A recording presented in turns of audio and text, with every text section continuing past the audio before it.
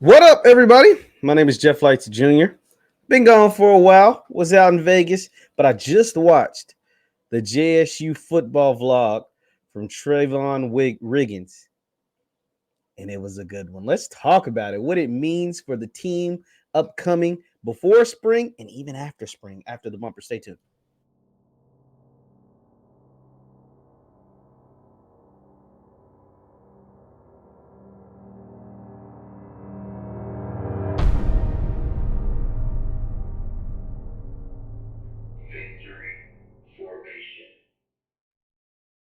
What is up, everybody? What is up, everybody? My name is Jeff Lightsy Jr. This is the Victory Formation Sports Show right here on Jeff Lightsy Jr. YouTube, Facebook, and wherever you get your podcasts. Be sure to hit that thumbs up button, like, share, subscribe, and the notification bell because we upload all the time. I took a break, took my vacation, but now I'm back.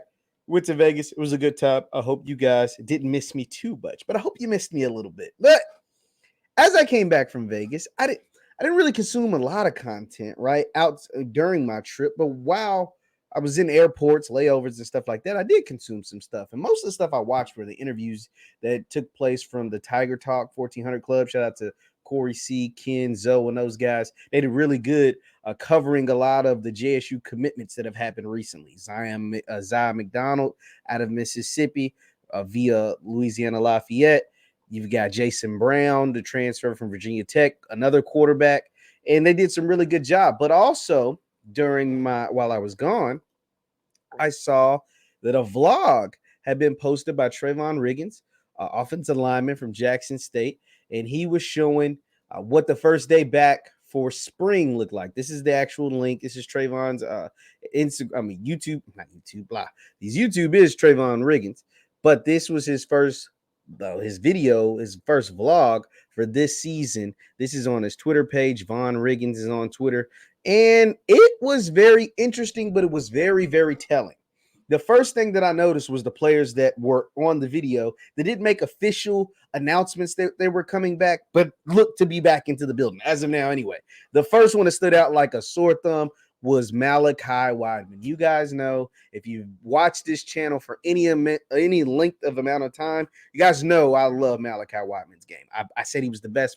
He was the best receiver on their team 2 years ago. He was the best receiver on their team this past fall. He just didn't play for whatever reason, and he will be the best receiver on their team in 2023. And the fact that Coach TC was able to get him back into the fold when it looked like Malachi might have been lost, after essentially not playing at all in 2022, when leading the team with 12 touchdowns in 2021, it looked like Malachi was gone. It looked like Malachi had one foot out the door, and I was nervous for that. I don't think he made an appearance at the Celebration Bowl.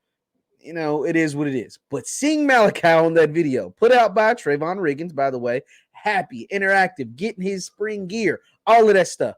Big thumbs up, big thumbs up, because we know TC Taylor, his toughest task wasn't just going to be going out and recruiting guys, new players to the team, and he's done a great job of that. Isaiah Guthrie, all the quarterbacks, all the good stuff.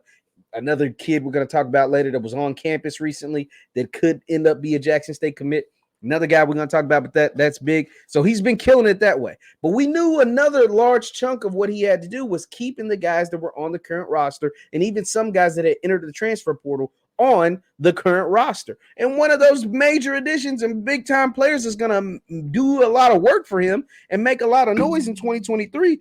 Not just Mal, but also Trevante Rucker, who also made a ton of plays in 21, didn't really see the field for whatever reason in 22, that TC is going to need to lean on in 2023, because these are ballers. These are guys we know can go out there and make plays. These are guys we've seen make plays 2 years ago and nothing changed. In the limited action that both of them got, both Rucker and Mal, they both went out there and made crazy, like Rucker's only catch of the season, it felt like, was just this crazy touchdown pass. It was a bad throw that he just made a hell of a play on in the end zone. That is the type of playmaking ability that I know he will be able to make. Miles would seem like the only catch he had was a touchdown. Damn, can't even think of the route. A slant route against Grambling. And so these are two dudes that are ballers that we've seen ball out as true freshmen. Well, Trevante was a true freshman. Miles was a redshirt freshman. We've seen them ball out. And so I know their additions will be additions by not subtracting will be awesome for the 2023 Tigers team in a receiver room that's really, really good. Really, really good. Really, really good. Really good there. I didn't see Willie Gaines. We know if you've been following along at all via social media, you know if he's been back and forth. It seems as if whether he's going to return or not. But Willie Gaines was not in the video. I did notice that. But I did notice another person that was in the video. We're not talking about who wasn't there. We're talking about who was there. And these are the things that matter to me. Geronte Davis. Huge. The fact that Geronte Davis was in that video, that Geronte Davis will be back leading the middle of that defense at the middle linebacker position. That's huge because he is a baller. He's a guy with potential, with pro potential. And I was reading something by Gerald. He's the coach out of New York.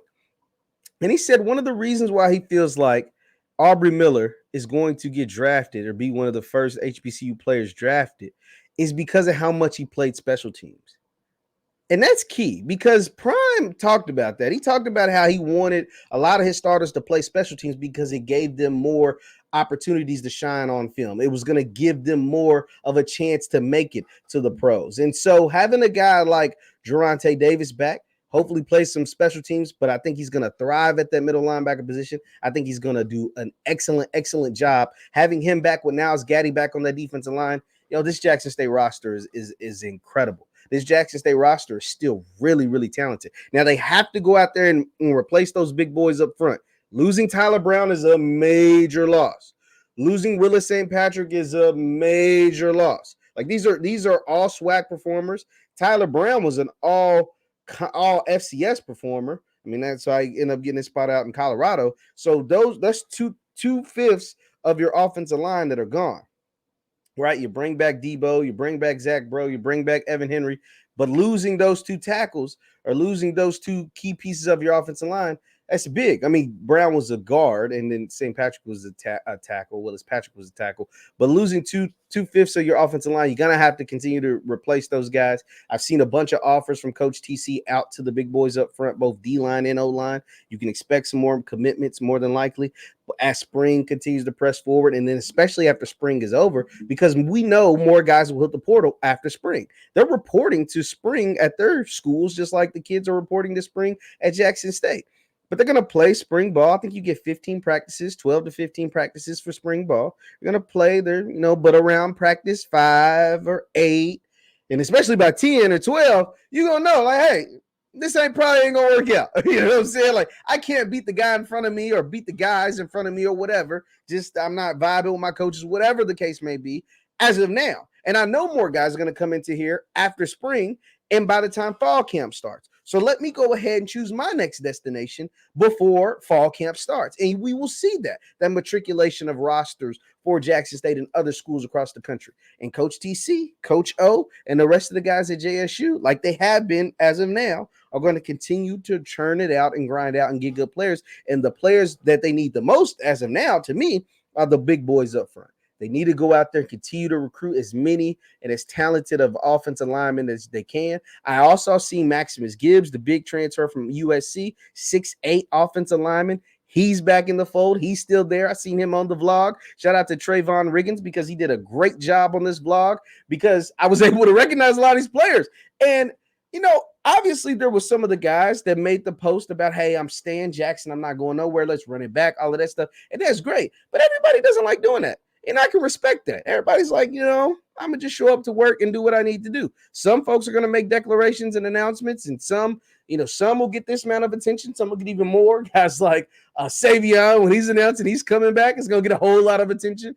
But you're just going to get a whole lot of attention if you're announcing you're coming back because there's so many folks that left. So many folks, at least they hit the portal. So if you're saying you're coming back, a lot of folks paid attention to that.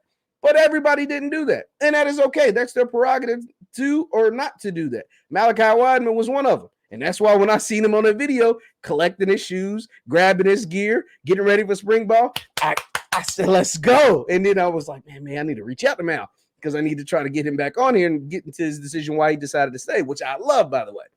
And also the guys like Geronte Davis doing the same. You also seen a lot of your newer guys, your Phillip Shorts, your Josh Shorts, your Seven McGee's, you know what I mean? Your Zod McDonald's. All of those guys were in the vlog as well. Yo, this is going to be another great 2023 season for the JSU Tigers and for Coach TC Taylor, Coach O, and the rest of the coaching staff. We've seen some coaches that were returning as well. Saw Coach Weeks on there. Awesome. Didn't know what was going to happen with him. He's back in the fold. Yo, Jackson State ain't going nowhere. And I'm going to do a separate video about the quarterbacks because they've picked up so many quarterbacks. But when you have that many quarterbacks, one of them's got to be good. Like I said this with Grambling last year, and they end up finding a little bit of the right formula towards the end of the last year. But I was like, when you sign that many transfers, high schoolers, and all that many quarterbacks, somebody's gonna pop. Like somebody's going to be good. All 5 of them aren't going to be bad. Jason Brown, Zy McDonald, PJ Hatter, Phillip Short. Like all of these guys aren't going to be bad. All of these guys can't be bad. Not all of them. You know what I mean? Somebody's got to be good. And that is what I'm excited about, because if they're just decent, they don't even got to be spectacular. They don't have to be, they don't have to be running the show of everything, but they got to be a distributor of the ball and just decent. Just don't turn the ball over. Get the ball out to 7. Get the ball out to Mal, Trevante Rucker. Hand the ball off to Savion and Herb Mulligan and all these guys, and just get out the way and watch the defense go do their thing. But don't turn the ball over. That's the biggest thing. And another thing, when I told you guys there was another person on campus recently that is major. And this young man, let me see if I can pull up the picture and see if you guys. So I want to show you something. This picture, let me show you, is of a young man by the name of Dakotas Crawford. If I'm not saying, make sure I'm saying that. Yeah, Dakotas Crawford. And as you see, he's in his JSU gear at the vet. So that means Dakotas was either in Mississippi or currently still there. Now, why does this matter? Well, this may or may not matter to you. Well, some of you may know who Dakotas Crawford is. Well, Dakotas Crawford is a big time wide receiver originally out of Shreveport, Louisiana. He's actually from Louisiana. Major big time recruit. Want to go ahead and show you. Out of high school, he had offers from Arizona State, Arkansas, Nebraska, where he eventually enrolled to play for Nebraska in the class of 2022. So the young man is still that young. Out of Louisiana, 400 ranked prospect. He's a 3-star composite on 247, and it looks as if he want to come back closer to home. He's from Louisiana, but he played out there in Nebraska for a year. Nebraska obviously had a coaching change, and Dakotas wanted to relocate. And it looks like he wants to be closer to home, to his hometown of Shreveport, Louisiana. And Jackson State looks like they're a place that he may want to play. 6'1", another really talented wide receiver, 3-star, 4-star in some services. I mean, he had offers from LSU and Nebraska. So it's telling you what type of talent that he is. And he could be added to that already loaded, stacked wide receiver room at Jackson State with Isaiah Spencer, like I said, Malachi Wideman, Trevante Rucker, and the rest of those, Mike Williams, the rest of those guys. So you could be looking at adding another high-level 3-star, 4-star type player to that receiving room. Coach TC and Coach O's out here doing they thing, y'all. They out here doing they thing, and I ain't mad at them, not one bit. Leave your thoughts in the comments down below that first vlog I thought by Mr. Huggins. Trevon, make sure I'm not saying his name wrong, because I definitely am. But Trevon with that first vlog, it was perfect. I enjoyed it a lot. It's 9 minutes, so be sure to go check it out. Leave him a like, leave him a comment. That's always going to help. Trevon Riggins, that play for TC that first day back, and it showed a lot of players that hadn't made formal announcements, but it looks as if they're back in the fold for Coach TC, for Coach O, and the rest of that JSU football staff. And I can't wait. Football season never ends, y'all. It never ends. We had the Celebration Bowl. It's over. We've had the College Football National Championship, which was horrible. And now the recruiting, the signing day in February, spring ball, leading us into the summer, the transfer portal, then fall camp. And then guess what? We're right back to fall for Saturdays in the fall. The best time of the year. Leave your thoughts in the comments down below on that vlog site. If you've seen it, let me know in the comments. If you haven't, go check it out. Mr. Riggins, Trevon Riggins. Make sure I keep saying his name wrong. Trevon Riggins. with the official vlog of the JSU Tigers. He said he's the new pregame show because it looks like Neely then packed up and went to Colorado. Now, I'm going to talk about some Colorado stuff, but I ain't packing up there and moving there. I ain't doing that.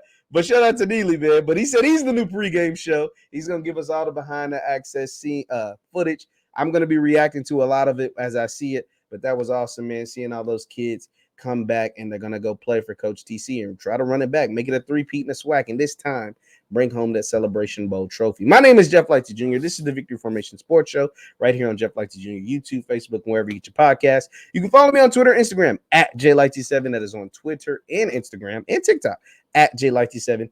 Hit that thumbs up button on your way out. Thank you guys for tuning in, and I will see you next time. Peace.